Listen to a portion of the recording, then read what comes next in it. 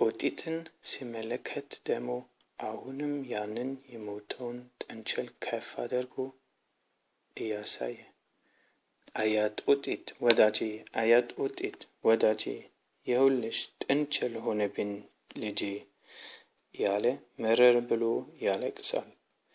አያ ዝንጀሮ ለቅሶ ሲደርሱት የመጡትን እንስሳት ስም ተራ በተራ የጠራ የጮኸ ያለቅሳል፣ ይወድቃል፣ ይነሳል። ጦጢት ደግሞ የዝንጀሮን አለቃቀስ የተመለከተች ፈንጠር ብላ አፏን ሸፍና ትስቃለች። በተለይ አያ ዝንጀሮ መሬት ላይ የተንከባለለ ሲያለቅስ ስትመለከት ሳቋን መቆጣጠር አልቻለችም። አፏን በመዳፏ ሸፍና ተንከተከታለች።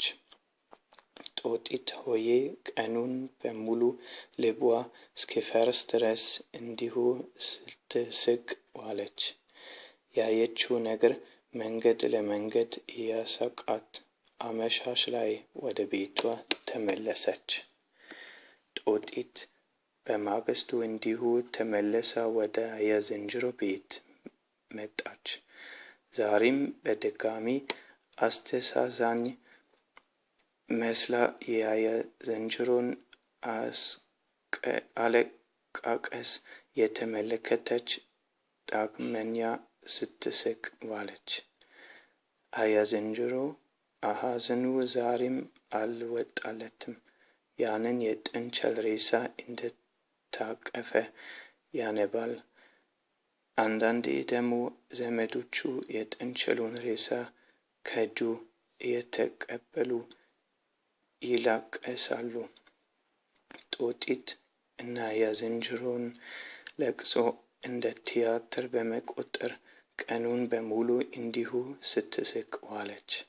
ጦጢት በአያ ዝንጀሮ ለቅሶ እንዲሁ ስትስቅ ውላ ምሽት ላይ ልጁን ልትመልስለት ወሰነች። እንዳሰበችውም ሕፃኑን በጀርባዋ አዝላ ወደ አያ ዝንጀሮ ቤት መንገድ ጀመረች። አያ ዝንጀሮ ወደሚኖርበት ገደል እንደደረሰች ሕፃኑን ዝንጀሮ ቀስ ብላ ለቀቀችው። ሕፃኑም ቤቱን ያውቅ ስለነበር በገደሉ ላይ የተንጠላጠለ ወደ ቤቱ ገባ። አያ ዝንጀሮ ሞተ ያለው ልጁ ተመልሶ ሲመጣ ዓይኑን ማመን አልቻለም። በደስታ ሰክሮ ልጁን ታቅፎ እየጮኸ ይጨፍራል።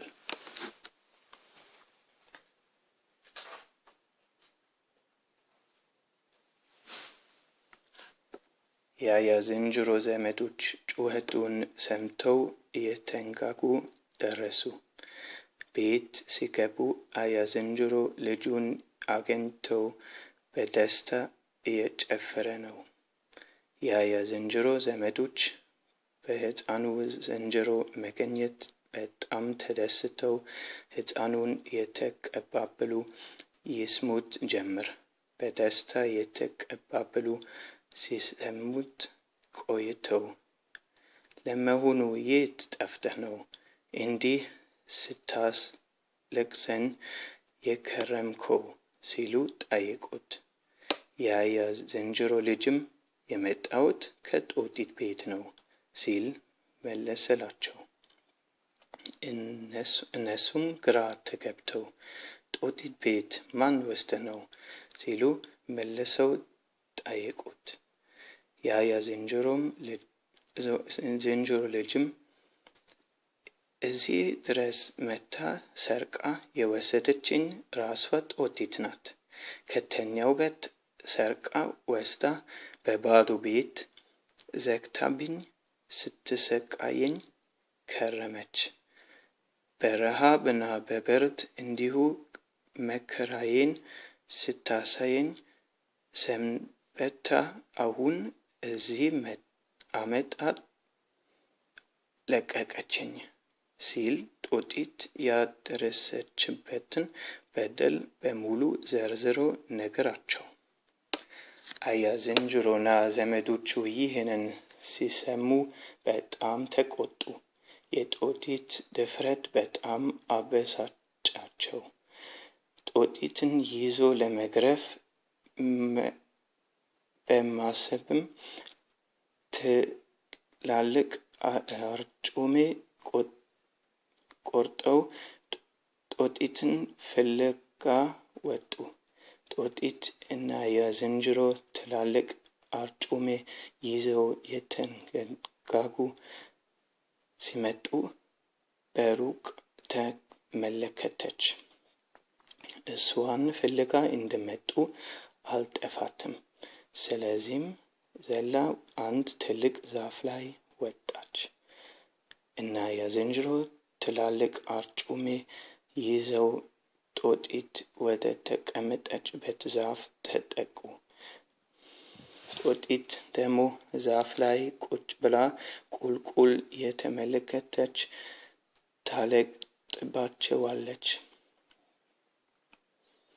እና የዝንጀሮ ይህንን የጦጢትን ንቀት ሲመለከቱ መታገስ አልቻሉም። ዘለው ትልቅ ዛፍ ላይ ወጡ እና ተከታተሏት። ጦጢት ግን ማምለጫዋን አስቀድማ አዘጋጅታለች።